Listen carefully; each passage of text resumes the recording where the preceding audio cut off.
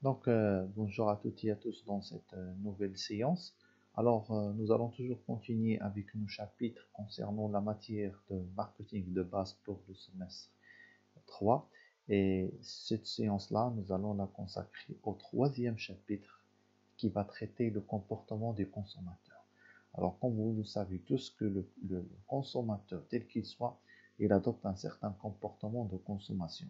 Et ce comportement de consommation, il est dicté par le besoin qu'il ressent face c'est-à-dire, ou bien en harmonie avec ses désirs. Et aussi, ce comportement de consommation, il est influencé par plusieurs aspects que nous allons découvrir pendant cette séance. Alors, ce chapitre-là, il est scindé en deux parties pour éviter que la vidéo soit trop lourde et difficile à télécharger. Et vous allez avoir donc le lien de la première vidéo, la première partie, et aussi le lien de la deuxième. Alors, le plan de ce chapitre se présente comme suit. Vous avez tout d'abord les définitions des concepts clés du marketing, à savoir en ce qui concerne le comportement des consommateurs, à savoir le besoin et le désir.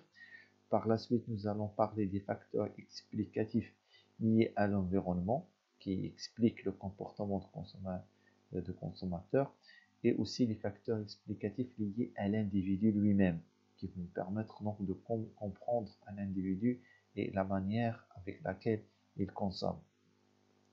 Très bien. Tout d'abord, la notion du besoin comme début et comme départ de ce chapitre de comportement de consommateurs. Nous sommes tous des consommateurs et notre consommation, elle est dictée par les besoins qu'on ressent. Alors, chacun de nous a des désirs, a des besoins, d'accord, qu'il faudrait bien sûr y répondre. Et ce besoin-là, c'est le moteur de toute action de consommation. Donc, selon Larousse, le besoin est une aspiration naturelle et souvent inconsciente.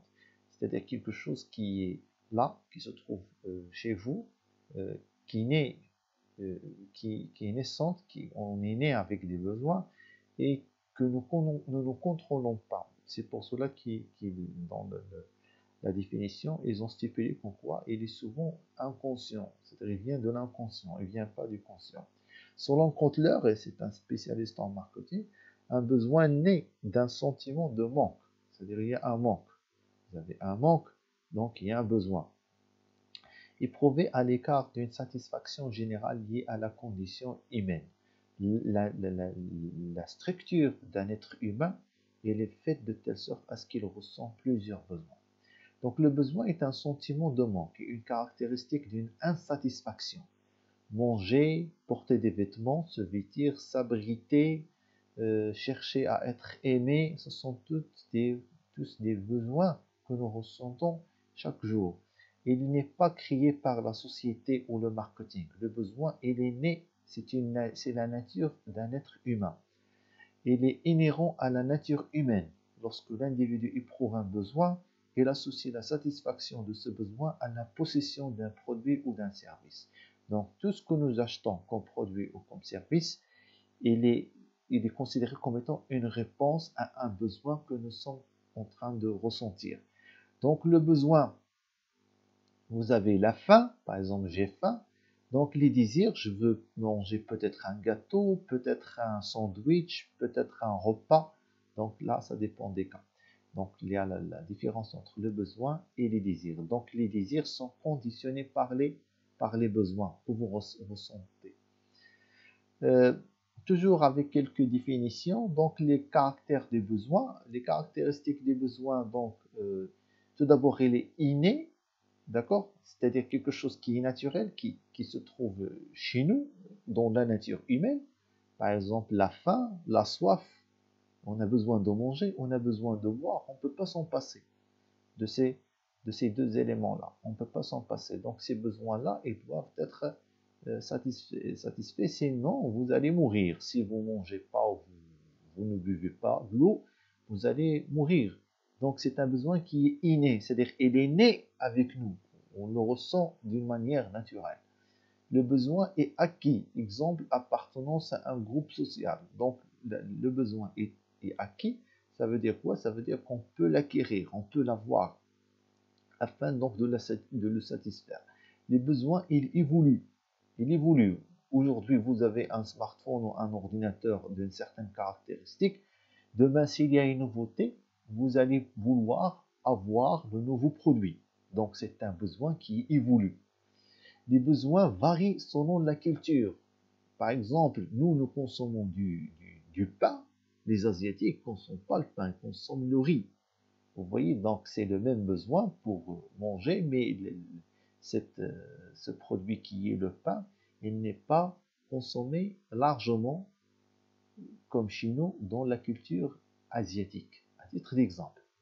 Donc les besoins existent. Le marketing doit comprendre ces besoins et les satisfaire. Donc le marketeur, celui qui fait du marketing, il doit détecter les besoins chez les consommateurs, essayer de les satisfaire, de satisfaire ces besoins-là en créant à ce consommateur des biens ou des services et les mettre à sa disposition dans le marché afin qu'ils soient bien sûr achetés. La classification des besoins. Alors pour les besoins, vous avez deux types. Vous avez les besoins physiologiques et les besoins psychologiques. Les besoins physiologiques, ce sont les besoins qui sont biologiques, innés, naturels ou physiques, nécessaires à un bon fonctionnement de notre corps. Par exemple, manger, faire du sport, dormir, et ainsi de suite. Ce sont des besoins physiologiques. Par contre, les besoins psychologiques, ce sont des besoins qui sont nécessaires au bon équilibre mental de l'individu. Par exemple, sortir, faire une balade, écouter de la musique, lire, apprendre, et ainsi de suite. Ce sont des besoins qui sont physiologiques. Donc, l'être humain dispose de deux types de besoins. Les besoins physiologiques qui sont liés au corps et les besoins physiologiques qui sont liés à l'esprit et à l'état mental. Les besoins sont de différents types. Un scientifique, il a essayé de les classer. Ce scientifique, il s'appelle Abraham Maslow. Et Abraham Maslow, il a classé l'ensemble des besoins dans ce qu'on appelle la pyramide de la hiérarchie des besoins. On appelle aussi la pyramide d'Abraham Maslow.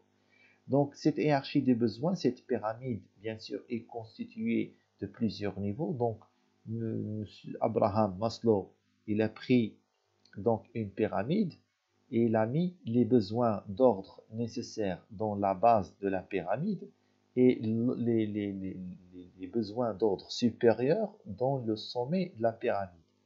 Alors, les besoins, ils sont d'ordre de 5 besoins qui se trouvent dans la pyramide qui figure dans la diapositive devant vous. Et vous avez la base là où il y a les besoins physiologiques et des besoins liés à la sécurité. C'est ce qu'on appelle les besoins fondamentaux. Sans ça, il est difficile de vivre. Par la suite, à partir du troisième, quatrième, c'est à partir du troisième et au-delà du troisième besoin, on parle des besoins de croissance personnelle, c'est-à-dire les besoins qui vont vous permettre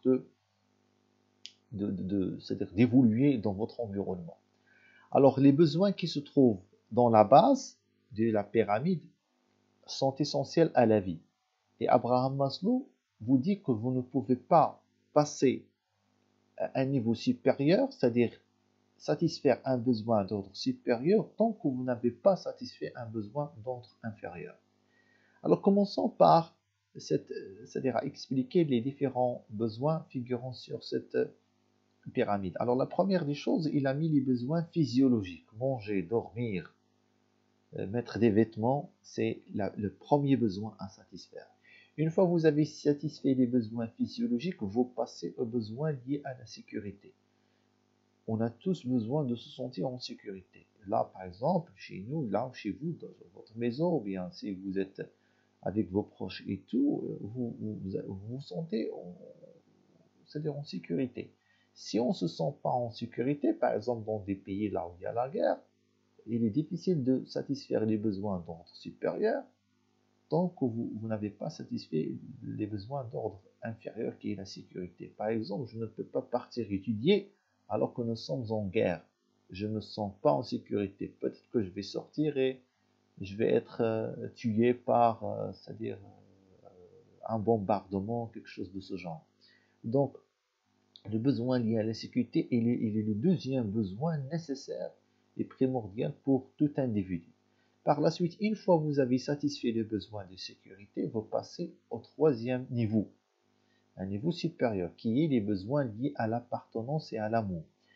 L'individu tel qu'il a été créé par Dieu n'est pas censé vivre tout seul. On a besoin d'être entouré par des gens qui nous aiment. L'échange social, l'appartenance à une famille, il est primordial. C'est pour cela que les orphelins, par exemple, souffrent. Parce qu'ils n'ont pas de père, bien de maman, ou bien les deux n'ont pas de parents en général. Et ils n'ont pas satisfait ce besoin d'appartenance et d'amour. Donc ce besoin d'appartenance et amour, il est important pour notre équilibre psychologique. Donc une fois que vous êtes bien entouré et vous avez des gens qui vous aiment, surtout votre famille, vous passez au besoin supérieur. Donc le besoin lié à l'estime de soi. L'estime de soi, être respecté, être écouté, d'accord? Avoir un certain poids. Donc, les besoins liés à l'estime de soi. Donc, une fois que vous avez cette estime en soi, vous gagnez de confiance en vous, d'accord? Et une fois que vous avez fait ceci, vous passez au cinquième et au dernier besoin à satisfaire, c'est le besoin lié à l'actualisation du soi ou bien à la réalisation de ses ambitions. Par exemple, avoir une voiture, une maison, construire une famille, etc. C'est ce qu'on appelle les besoins d'ordre supérieur. Donc voici comment Abraham Maslow avait classé ces types de besoins dans cette pyramide qu'on appelle la hiérarchie des besoins, la pyramide hiérarchie des besoins d'Abraham Maslow. Et la condition ou la règle de ces besoins-là, c'est que pour cette pyramide, c'est qu'en fait, on ne pouvait pas passer à un niveau supérieur tant que vous n'avez pas satisfait un besoin d'ordre inférieur. Il y a une autre théorie qui avait parlé de ces besoins, c'est ce qu'on appelle la théorie de Schlutz, qui a parlé ou bien qui a créé une théorie qui s'appelle FIRO. Alors, la théorie de FIRO, ce qu'on appelle Fundamental Interpersonal Relationship Orientation, d'accord? Schlutz, il a cherché à identifier les besoins qui amènent les humains à entrer en relation avec les autres. Qu'est-ce qui vous pousse à rentrer en relation avec les autres? Donc, il distingue trois genres dans sa théorie de FIRO. Les besoins d'inclusion, de contrôle et d'affection. Alors, chacun de ces types de besoins existerait chez chaque personne. Chacun d'entre nous, il a ces besoins-là, d'inclusion, de contrôle et d'affection. Mais l'importance relative de chacun serait différente d'un individu à l'autre. Donc, l'importance que vous donnez à ces besoins-là, il diffère d'une personne à une autre. C'est ce qui permet de définir des groupes de personnes en fonction du type de besoin qu'ils cherchent principalement à satisfaire dans leur relation. Alors, la théorie de FIRO de Schlutz permet donc d'avoir les trois types de besoins qu'il avait mis. Le premier, c'est celui d'inclusion, reconnaissance par les autres. On a tous besoin d'être reconnus par les autres. On ne peut pas vivre comme étant ignoré, marginalisé, c'est pas possible. Le besoin de contrôle, c'est la responsabilité, recherche de pouvoir, et ainsi de suite. Donc on a besoin de rechercher du pouvoir, avoir un certain pouvoir sur quelqu'un ou quelque chose, d'accord? À être responsable sur quelqu'un ou quelque chose. Et vous avez les besoins d'affection, degré d'affection dans une relation sociale, c'est-à-dire le fait d'être aimé, d'être admiré, d'être accepté dans son entourage. Voilà quelques aspects de la psychologie humaine, parce qu'en fait, le comportement de consommateur il est lié à la psychologie plus qu'autre chose. En ce qui concerne maintenant le comportement d'achat de ce consommateur, donc par définition, le comportement d'achat du consommateur est l'ensemble des actes directement liés à la décision d'achat de produits ou de services. Il prend en considération les facteurs qui influencent la décision d'achat et le déclenchement. Alors c'est un processus qui est en fait un ensemble d'actes qui rentrent dans un processus de décision, d'accord, et qui prend en considération les facteurs qui influencent la décision d'achat du consommateur. Parce que notre décision d'achat, elle est déclenchée par un stimulus, par quelque chose qui va déclencher ce processus d'achat, soit un besoin, soit une publicité, soit quelque chose comme ça. Donc le fait de prendre cette décision, vous passez par plusieurs actes, vous avez fait des actes. Vous faites des actes, donc c'est l'ensemble des actes directement liés à la décision d'achat, d'accord? Et qui prend en considération, bien sûr, les facteurs qui vont influencer l'individu à acheter un produit ou un service. D'accord, quelles sont les situations d'achat ou bien les types d'achat?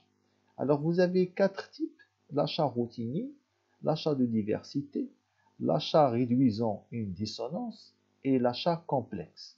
Alors, ça veut dire quoi, l'achat routinier? L'achat routinier, c'est l'achat que vous faites tout le temps.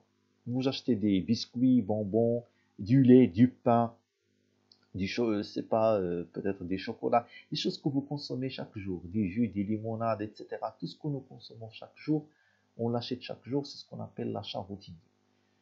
En ce qui concerne l'achat de diversité, donc il se caractérise par un faible degré d'implication des consommateurs et par de nombreuses différences perçues entre marques. Dans cette situation, le consommateur a tendance à changer fréquemment de marque. L'achat de diversité, parfois, bon, aujourd'hui j'ai acheté peut-être une marque de café X, après une semaine je vais acheter une autre marque de café Y.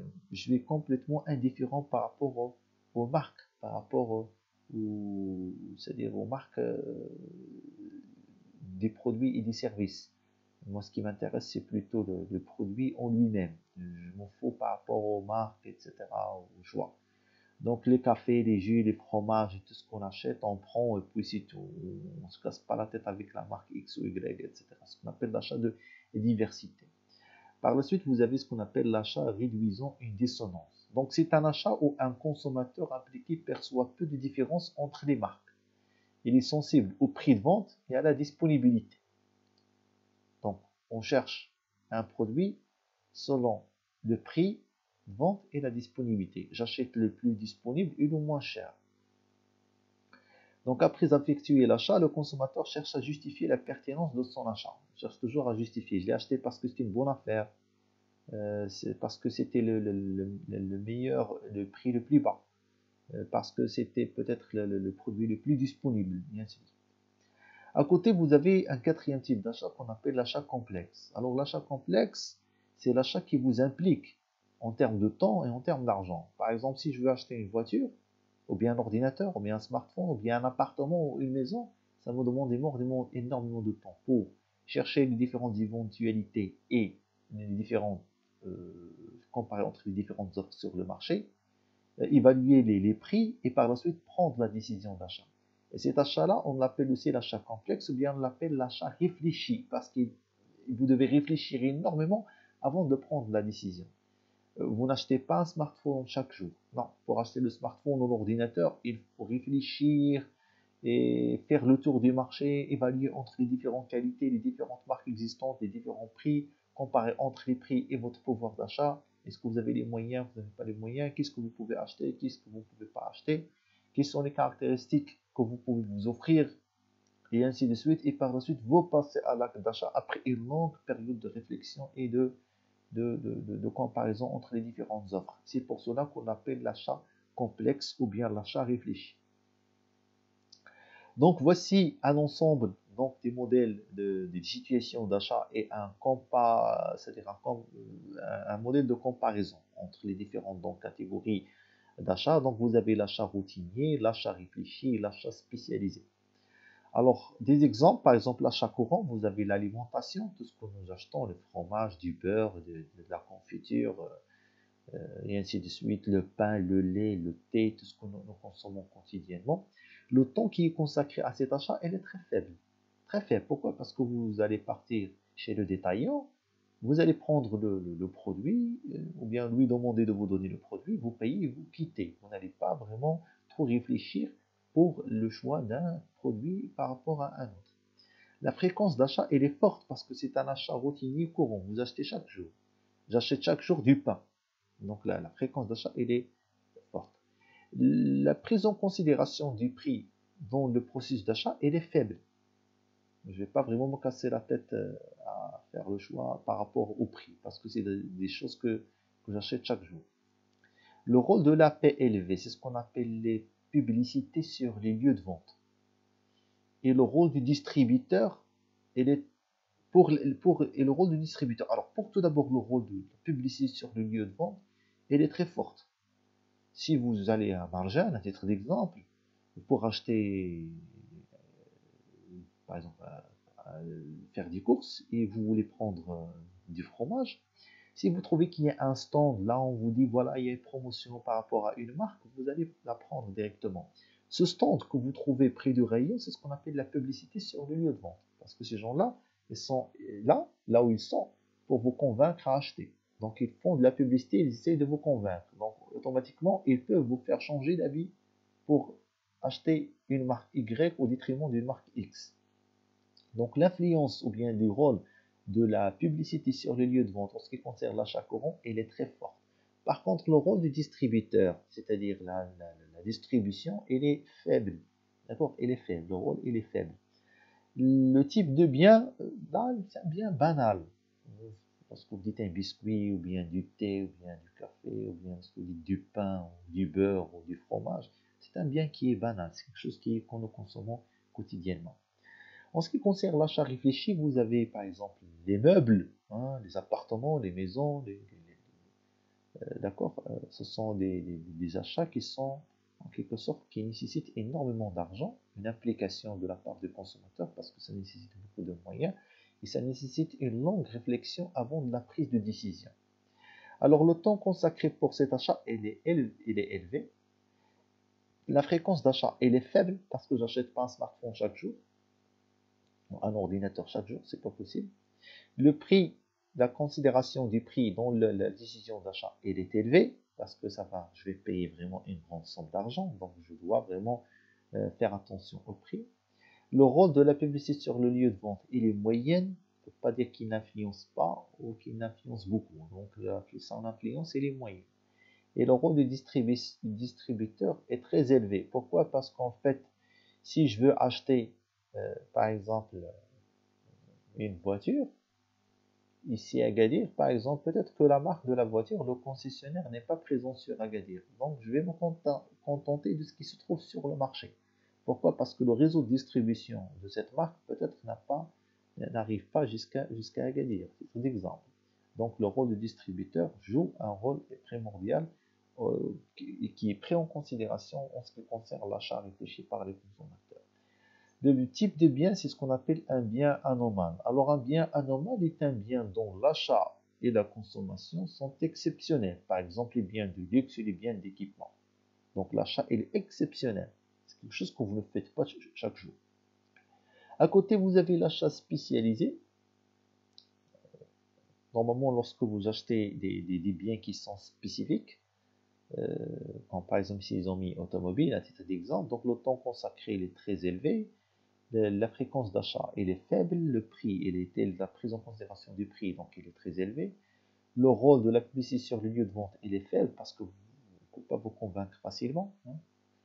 Le rôle du distributeur il est très élevé parce que vous cherchez ce qui est disponible bien sûr. Et les types de biens ce sont des biens qui sont plutôt spécifiques, d'accord, des biens qui sont spécifiques. Donc voici donc en ce qui concerne les définitions du comportement de l'achat, du bien, d'accord, et les types d'achat. Alors, on va s'arrêter là pour ce qui concerne cette première partie de ce chapitre-là, et nous allons continuer par la deuxième partie qui va traiter des facteurs qui influencent la décision d'achat des consommateurs. Merci.